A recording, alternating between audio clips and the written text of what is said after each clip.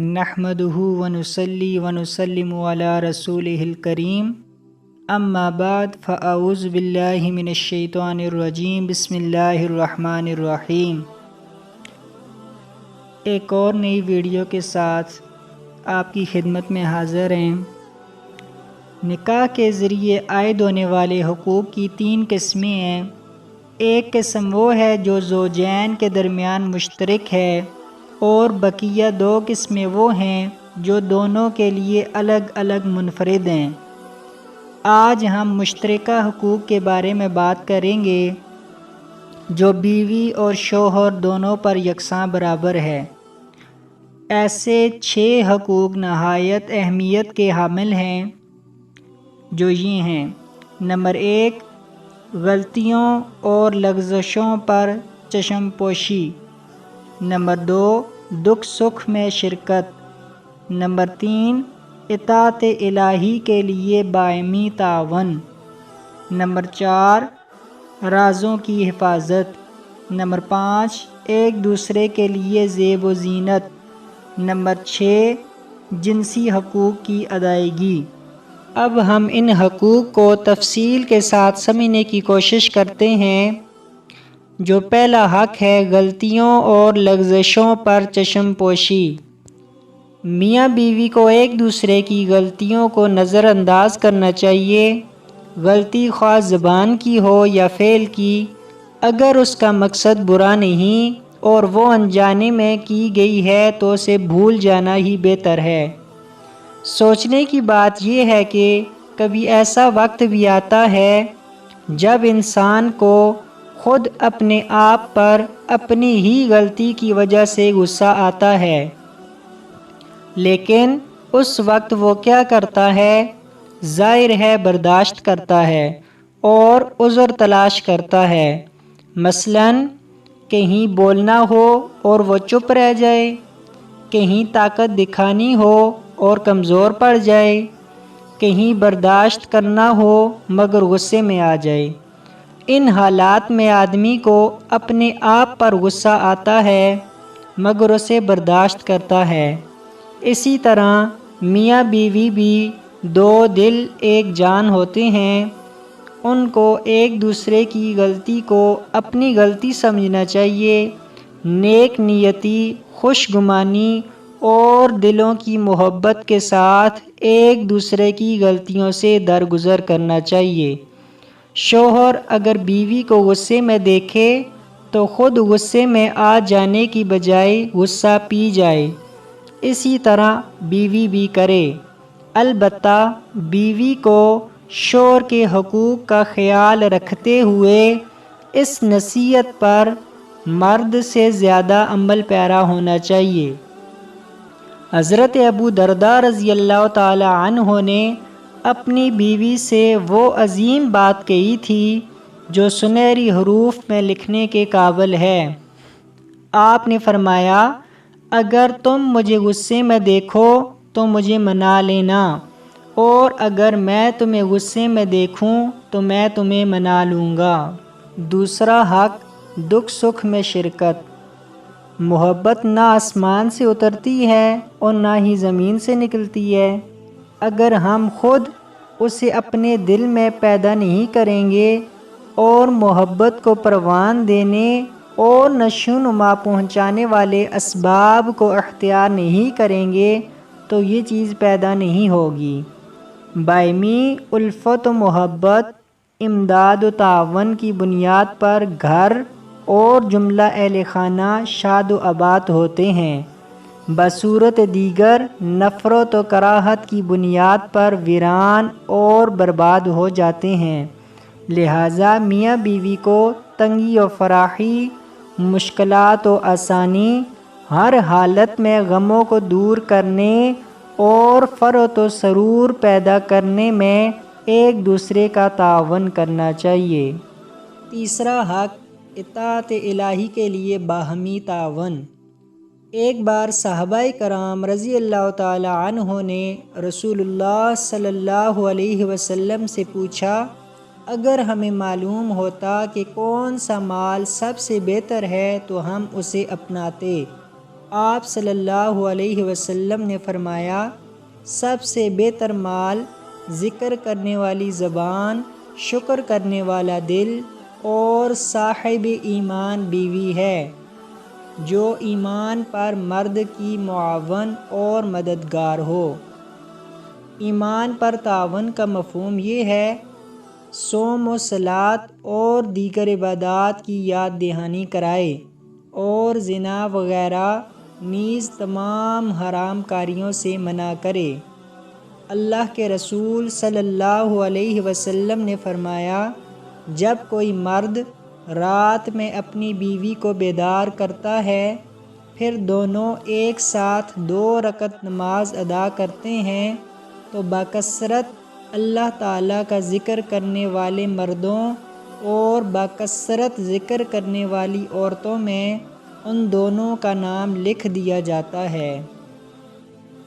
ابو ہریرہ رضی اللہ تعالی عنہ سے روایت ہے کہ رسول اللہ صلی اللہ علیہ وسلم نے ارشاد فرمایا، اللہ اس مرد پر رحم فرمائے جو رات کو اٹھے اور نماز پڑھے، نیز اپنی بیوی کو جگائے تاکہ وہ بھی نماز پڑھے، اگر انکار کرتی ہے تو اس کے چہرے پر پانی چھڑک دے، اور اللہ تعالیٰ اس عورت پر رحم فرمائے جو رات کو اٹھے اور نماز پڑھے، نیز اپنے شوہر کو جگائے تاکہ وہ بھی نماز پڑھے، اگر وہ انکار کرتا ہے تو اس کے چہرے پر پانی چھڑک دے۔ چوتھا حق، زیب و زینت۔ زوجین کو چاہیے کہ دونوں ایک دوسرے کے لیے مناسب حد تک زیب و زینت اختیار کریں، کیونکہ اس سے باہمی الفت و محبت پروان پاتی ہے۔ عورت تو فطری طور پر زینت کی عاشق اور بناؤ سنگار کی حریص ہوتی ہے، یہی وجہ ہے کہ اللہ تعالیٰ نے اس کے لیے بعض ایسی چیزیں بھی جائز اور حلال رکھی ہیں جو مردوں پر حرام ہیں، جیسے ریشمی لباس اور سونے کے زیورات، جو مردوں پر حرام ہیں لیکن عورتوں کے لیے حلال ہیں۔ زینت اختیار کرتے ہوئے عورت کو بعض امور کا خیال رکھنا چاہیے۔ نمبر 1، خیال رہے کہ وہ زینت حرام نہ ہو، جیسے بالوں کا جوڑنا، بالوں کا اکھیڑنا، گودنا، گودوانا، دانتوں کے درمیان فاصلہ بنوانا وغیرہ۔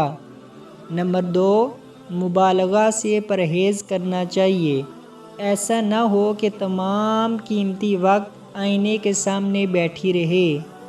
نمبر 3، یاد رہے کہ اجنبی مرد کے سامنے کسی بھی قسم کی زینت کا اظہار ممنوع اور حرام ہے۔ مرد کو بھی اپنی بیوی کے لیے ہر وہ زینت اختیار کرنی چاہیے جو اسلامی شریعت میں جائز اور اس کی مردانگی کے شایان شان ہو۔ مثلاً نمبر 1، چاندی کی انگوٹھی پہنے۔ نمبر 2، اتنے لمبے بال رکھے جو کندھے تک پہنچتے ہوں۔ نمبر 3، کنگھی کرے اور مانگ نکالے۔ نمبر 4، بالوں کی عزت کرے لیکن اس کو صبح و شام کا مشغلہ نہ بنا لے۔ نمبر 5، خوشبو استعمال کرے۔ نمبر 6، مسواک کرے اور سرما لگائے۔ البتہ زینت کی خاطر کوئی حرام کام قطعاً نہ کرے، مثلاً نمبر 1، داڑھی نہ منڈوائے۔ نمبر 2، سونے کی انگوٹھی یا سونے کی چین نہ پہنے۔ نمبر 3، ریشم نہ پہنے۔ نمبر 4، کپڑوں کو ٹخنے سے نیچے نہ لگائے۔ یہ تمام امور اسلامی شریعت نے مردوں پر حرام قرار دیے ہیں۔ پانچواں حق، رازوں کی حفاظت۔ رازوں کی حفاظت میاں بیوی دونوں کی ذمہ داری ہے۔ لوگوں کے درمیان نہ شوہر بیوی کی برائی کرے، نہ اس کے راز فاش کرے، اور نہ اس کے مخفی عیوب ظاہر کرے۔ نہ ہی بیوی شوہر کی برائی میں زبان کھولے۔ اور نہ ہی اس کے سربستہ رازوں کو ظاہر کرے۔ اللہ تعالیٰ سورۃ النساء آیت نمبر 34 میں ارشاد فرماتا ہے، نیک عورتیں وہ ہیں جو فرمانبردار اور خاوند کی عدم موجودگی میں اللہ کی حفاظت میں اپنے مال اور آبرو کی حفاظت کرنے والی ہوں۔ حفاظت کے معاملے میں بیوی کی ذمہ داریاں زیادہ نازک اور زیادہ عظیم ہیں۔ اسے زنا سے بچ کر اپنی آبرو کی حفاظت کرنی ہے، راز چھپا کر گھریلو معاملات کی حفاظت کرنی ہے، ہر قسم کی بدنامی سے دور رہ کر نیک نامی کی حفاظت کرنی ہے۔ زوجین کا سب سے اہم راز وہ ہے جو ان کے جنسی تعلقات سے متعلق ہے۔ جس عمل کے نتیجے میں بچے کی ولادت ہوتی ہے اس کا افشا قطعاً حرام ہے۔ رسول اللہ صلی اللہ علیہ وسلم نے فرمایا، قیامت کے دن اللہ کے یہاں سب سے بدتر درجے کا شخص وہ ہوگا جو اپنی عورت سے ملاپ کرے اور عورت اس سے ملاپ کرے، پھر وہ شوہر بیوی کے راز پھیلائے۔ راز پھیلانے کا مفہوم یہ ہے کہ وہ دوستوں میں مزے لے لے کر بیان کرے۔ ظاہر ہے بند کمرے کی بات جب کسی سے زبانی طور پر بیان کر دی گئی تو گویا اسے اس کی تصویر دکھائی گئی اور وہ عمل اس کے سامنے انجام دیا گیا، لہٰذا اب راز راز نہیں رہا۔ حضرت اسماء رضی اللہ تعالی عنہ فرماتی ہیں، ایک بار رسول اللہ صلی اللہ علیہ وسلم کی مجلس میں تھیں اور وہاں بہت سی عورتیں اور مرد بیٹھے تھے۔ آپ صلی اللہ علیہ وسلم نے فرمایا، شاید تم میں سے بعض مرد اپنی بیوی کے ساتھ جو کرتے ہیں دوسروں سے بیان کر دیتے ہیں، اور شاید بعض عورتیں بھی اپنے شوہروں کے ساتھ جو کرتی ہیں بیان کر دیتی ہیں۔ لوگ خاموش رہے۔ اسماء رضی اللہ تعالی عنہ بول پڑیں، ہاں اللہ کی قسم اے اللہ کے رسول، یقیناً عورتیں بھی ایسا کرتی ہیں اور بے شک مرد بھی ایسا کرتے ہیں۔ آپ صلی اللہ علیہ وسلم نے فرمایا، ایسا نہ کیا کرو۔ اس عمل کی مثال ایسے ہی ہے کہ کوئی شیطان سرِ راہ کسی شیطانہ سے ملاپ کرے، اس سے جمع کرے اور لوگ انہیں دیکھتے رہیں۔ چھٹا حق، جنسی حقوق کی ادائیگی۔ میاں بیوی میں سے ہر ایک کے لیے دوسرے کی جنسی خواہش کا احترام ضروری ہے، لہٰذا ان میں سے کسی کے لیے جائز نہیں کہ وہ قدرت و استطاعت کے باوجود دوسرے کا حق نہ دے۔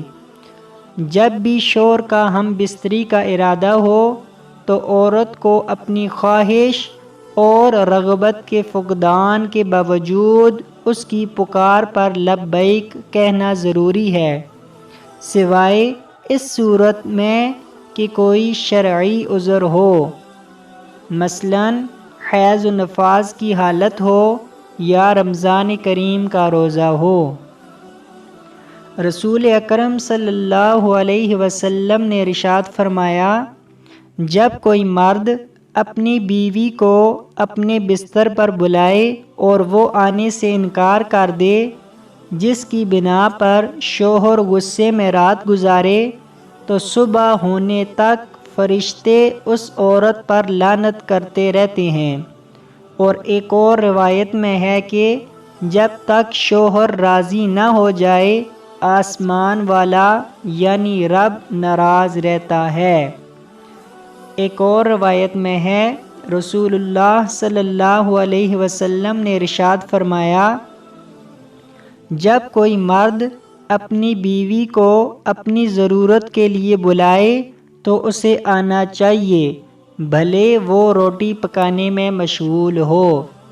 ایک اور روایت میں ہے رسول اللہ صلی اللہ علیہ وسلم نے ارشاد فرمایا، جب کوئی عورت دنیا میں اپنے شوہر کو تکلیف دیتی ہے تو آخرت میں اس کی بیوی جنت کی حور کہتی ہے اللہ تجھے غارت کرے، تو اسے تکلیف دیتی ہے، یہ تو تیرے پاس مہمان ہے، جلد ہی تجھے چھوڑ کر ہمارے پاس آنے والا ہے۔ ایک اور جگہ نبی کریم صلی اللہ علیہ وسلم نے ارشاد فرمایا، 3 لوگوں کی نماز ان کے کان سے تجاوز نہیں کرتی، ایک بھاگا ہوا غلام جب تک اپنے مالک کے پاس واپس نہ آ جائے، دوسری وہ عورت جو سوتی ہو اور اس کا شوہر اس سے ناراض ہو، تیسرا وہ امام جسے لوگ ناپسند کریں۔ واضح رہے کہ عورت کے لیے حرام کاموں میں شوہر کی اطاعت جائز نہیں، کیونکہ رسول اللہ صلی اللہ علیہ وسلم نے فرمایا ہے اللہ کی نافرمانی میں کسی انسان کی اطاعت جائز نہیں، اطاعت صرف بھلائی کے کاموں میں ہے۔